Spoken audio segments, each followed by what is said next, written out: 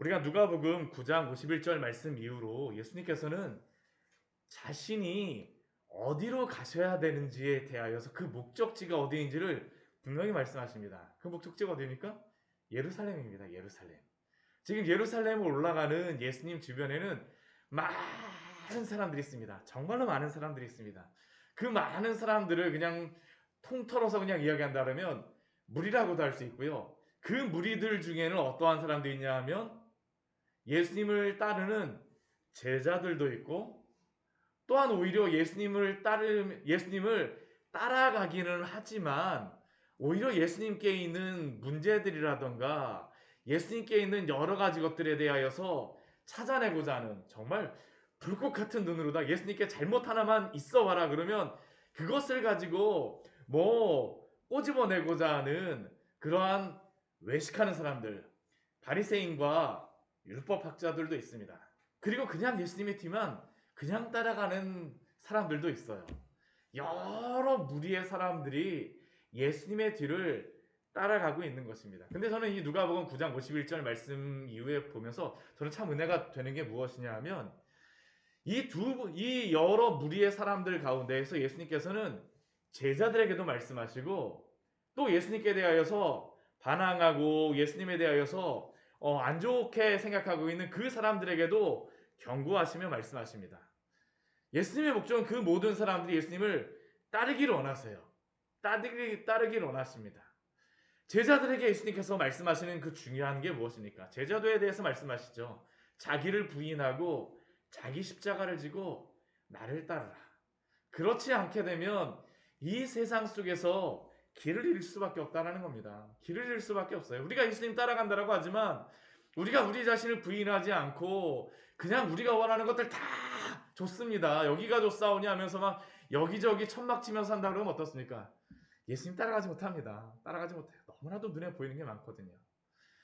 그리고 예수님을 그 제대로 따르지 않고 예수님 외식하며 따라오는 이 바리새인들을 향하여서는 예수님의 그들의 죄가 무엇인지에 대하여서 그 외식이 무엇인지에 대해서 계속 말씀하십니다. 12장에서 특별히 그것을 말씀하여 주셨었죠.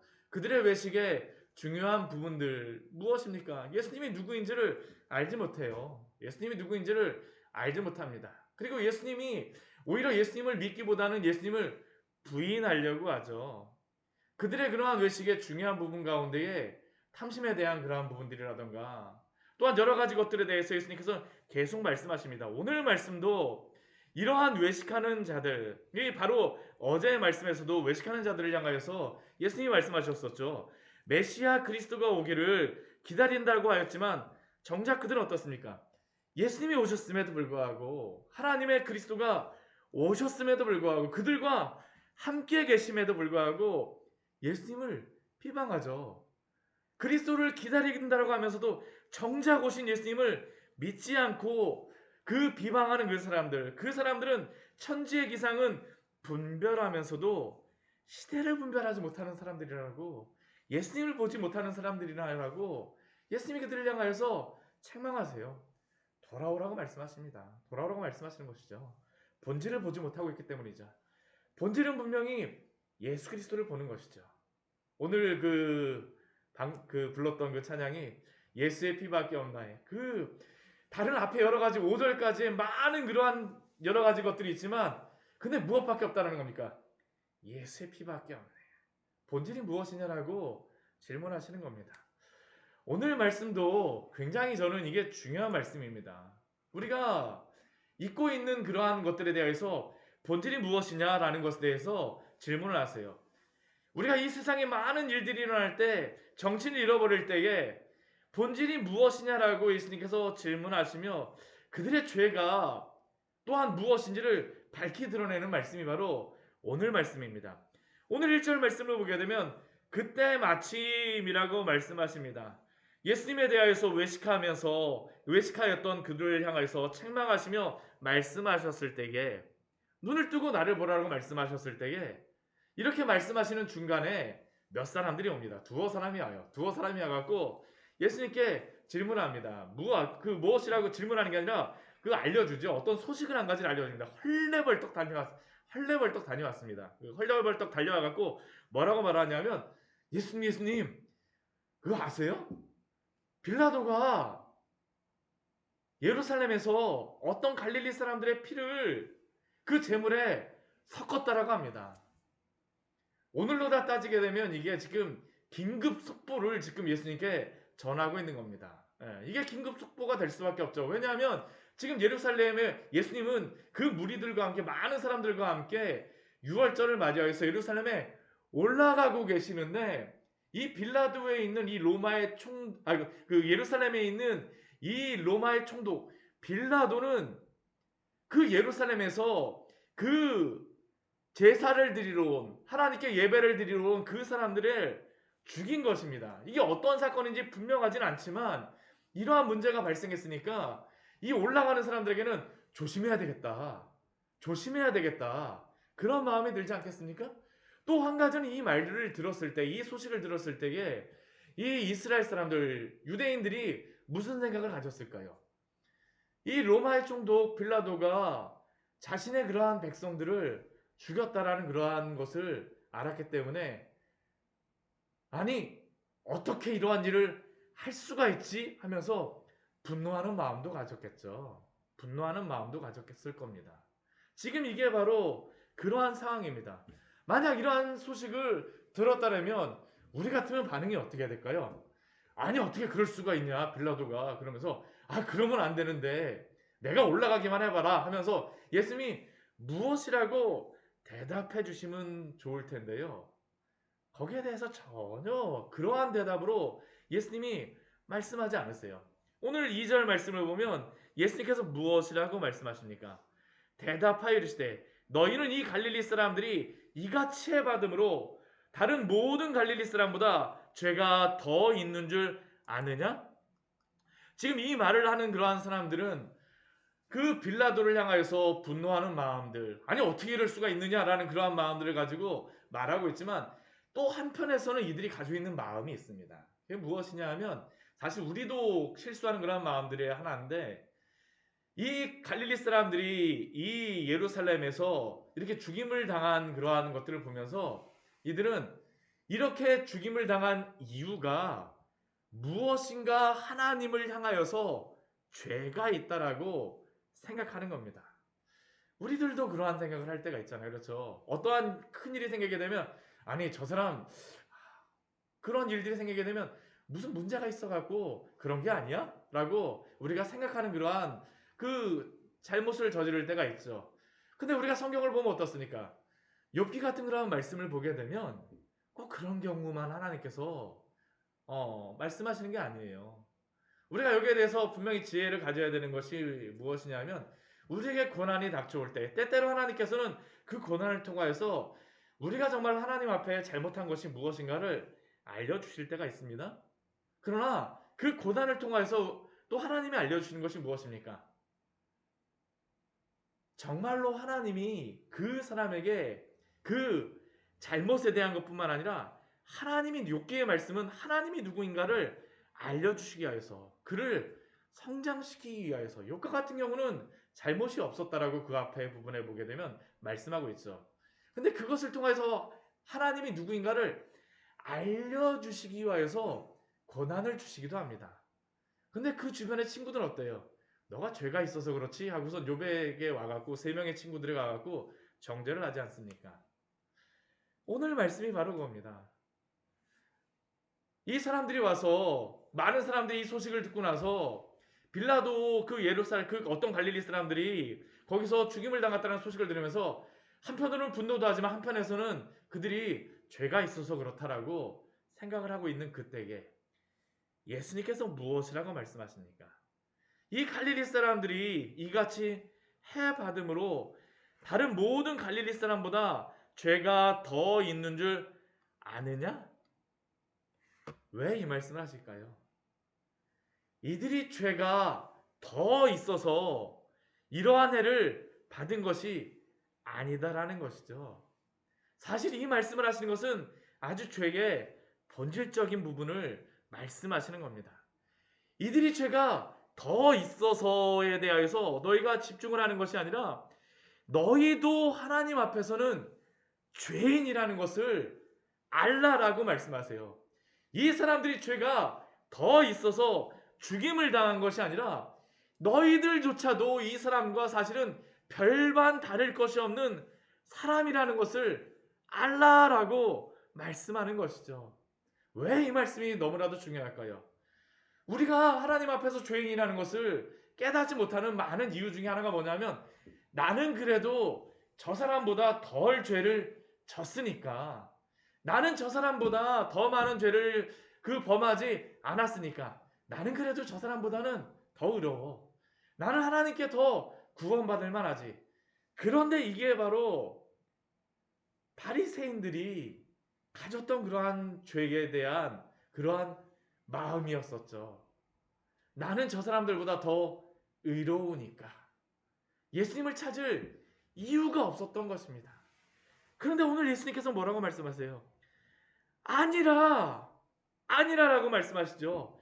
다른 모든 사람, 갈릴리 사람보다 저가 더 죄가 있어서 심판을 받는 게 아니라는 겁니다. 13절, 그 3절 말씀에 보면 예수님께서 뭐라고 말씀하십니까? 너희도 만일 회개하지 아니하면 다 이와 같이 망하리라. 망하리라. 우리 4절 말씀도 동일한 그러한 말씀을 하시는 겁니다. 실로암 망대에서 사람들이 그 무엇을 하다가 무너져서 거기에 치여 죽었습니다. 실로암 망대를 아마 짓는 그러한 사람들이었던 것 같습니다. 근데 실로암 망대를 짓다가 무너져서 18명의 사람들이 예루살렘에서 죽었어요. 이것도 큰 소식이었죠. 근데 이것을 향하여서도 예수님께서 말씀하시는 게 무엇입니까? 예루살렘에 거한 다른 모든 사람들보다 이 사람들이 더 죄가 있어서 죽은 게 아니라는 것이죠. 죽은 게 아니라는 것입니다. 너희들도 하나님 앞에서는 죄인이라는 것을 알라라고 말씀하세요. 이 말씀을 예수님이 왜 하시겠습니까? 이것이 우리가 우리 스스로를 의롭다 생각하고 우리 스스로를 하나님 앞에 죄인으로서 오지 않게 되는 그러한 이유로서 삼지 말라라고 말씀하시는 것이죠. 왜 예수님께서 지금 십자가를 지시기 위해서 예루살렘에 왜 올라가시겠습니까? 죄인들을 구원하시기 위해서 올라가시는 것인데, 예수님 주변에 있었던 이 사람들이 나는 이 사람들보다 덜 죄인이에요 하게 되면 예수님의 그 십자가를 보며 자신의 죄를 회개하게 될까요? 아니라는 것이죠. 아니라. 너희가 나를 따르고 있지만 너희의 죄를 보면서 나에게 회개하고 돌아오라라고 말씀하세요. 만약 돌아오지 않으면 어떻게 될까요? 만일 회개하지 아니하면 다 이와 같이 망하리라. 모든 사람은 하나님 앞에서 죄인이라는 것을 알라라고 말씀하시는 것입니다. 왜 모든 사람이 죄인입니까? 우리 창세기 2장의 말씀에 보게 되면 하나님께서 선악을 알게 하는 그 나무를 주시면서 먹지 말라라고 말씀하시죠. 너희들이 그것을 먹는 날에는 반드시 죽으리라고 하나님께서 말씀하십니다. 그러나 사람들이 어떻게 됐습니까? 그 선악을 알게 하는 나무를 먹게 되니까 결과적으로는 모든 사람이 다 죽게 되어지잖아요. 우리가 죽는다라는 것은 모든 사람이 다 죄인이라는 것을 의미하는 것입니다. 모든 사람이 다 죄인이에요. 지금 갈릴리에서 먼저 죽은 사람도 있고 또 실로암 망대에서 치여서 죽은 18명의 사람들도 있지만, 그러나 우리 모두가 다 죽는다라는 것은 우리가 하나님 앞에서 누구라는 것입니까?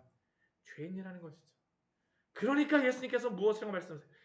만일 너희도 회개하지 아니하면 다 이와 같이 망하리라. 그 죄악의 삶에서 돌이켜서 예수님 앞으로 오라라고 말씀하시는 겁니다. 너무나도 중요하죠. 만약 우리가 이것을 알지 못하게 되면 우리는 이 세상에서 본질이신 예수 그리스도를 잊어버리고 다른 것들만 평생토록, 때때로는 물질적인 것을 잡다가, 때때로는 자녀의 문제를 잡다가, 때로는 여러 가지 사업의 그런 환경의 그런 문제를 잡다가, 때로는 내가 미워하는 사람과 여러 가지 분쟁하다가, 예수님보다는 그러한 문제 해결해달라고 날마다 하다가 어떻게 된다는 겁니까? 시간 다 지나간다는 것이죠. 시간 다 지나간다는 것입니다. 오늘 그래서 예수님께서는 그 뒤에 말씀에서 이 말씀을 하시고 나서 한 가지의 비유를 말씀하십니다. 그 비유가 무엇이냐면 포도원에 무화과 나무를 심은 비유입니다. 저는 이 비유를 보면서 아니 왜 포도원에 무화과 나무 심은 비유를 하시지? 포도원에 포도나무 심은 비유를 하시면 참 좋을 텐데 하면 그런 생각을 했었는데 근데 이 비유는 포도원에 무화과 나무를 심었던 포도원에 뭐 그 포도나무를 심었던 그게 중요한 것은 아닙니다. 중요한 것은 아니에요.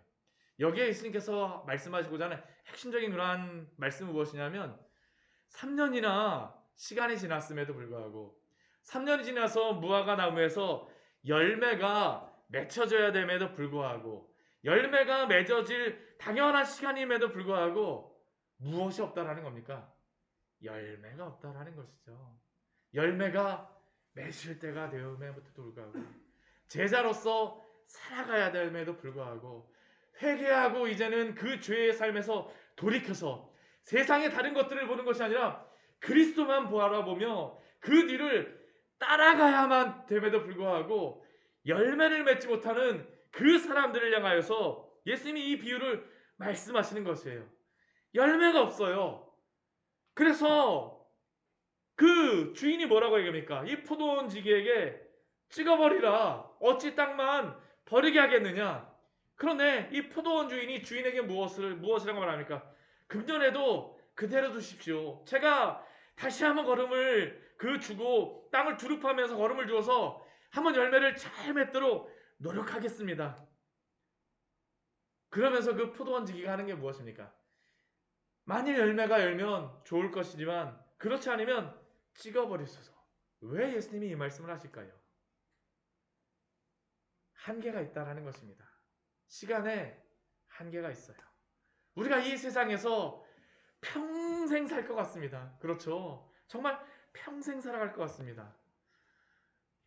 제가 어제 그 사진을 인터넷에 올라온 그러한 저희를 보다 보니까 뭐가 있었었냐면 90년대 뭐 이렇게 명절 보냈던 그러한 지나가는 그러한 사진들이 올라온 게 있더라고요. 그런 거 보면서 야, 90년, 80년도에 정말 저랬었지. 제가 어렸을 때 또한 한참 막 청년이고 그럴 때 그 사진을 보면서 야, 저랬었지라는 그런 사진 보면서 옛날 생각이 나더라고요. 근데 지금 제가 보니까 나이가 거의 50이 돼가는 겁니다.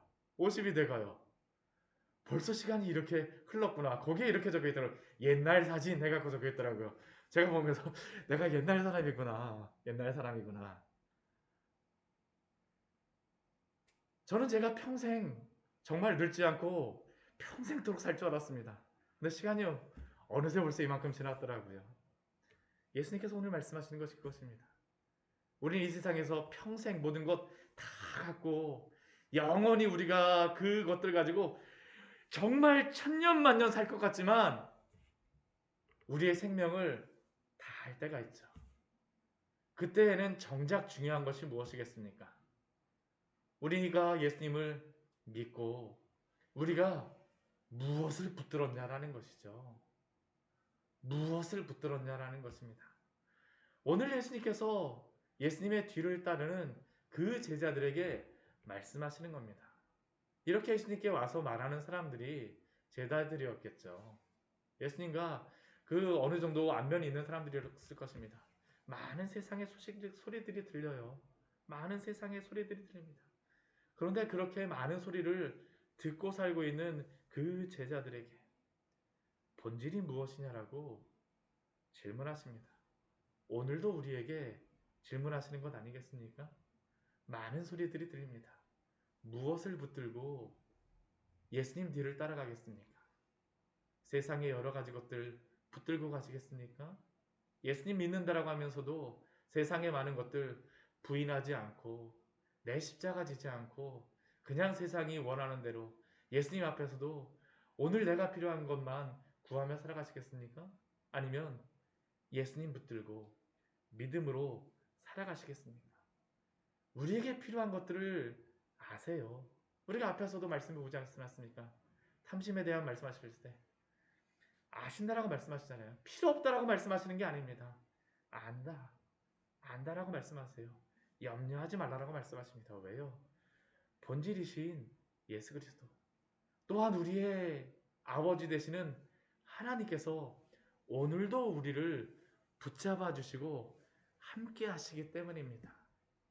세상의 다른 열매 맺기를 구하는 것도 중요하지만 예수님이 원하는 열매 오늘도 맺으면서 이 명절 때에 우리 주 예수 그리스도의 아름다운 열매를 맺으심으로 예수님의 뒤를 따라가시는 귀한 우리 광야의 샘교회 지체들 되기를, 식구들 되기를 축원합니다. 같이 기도하도록 하겠습니다.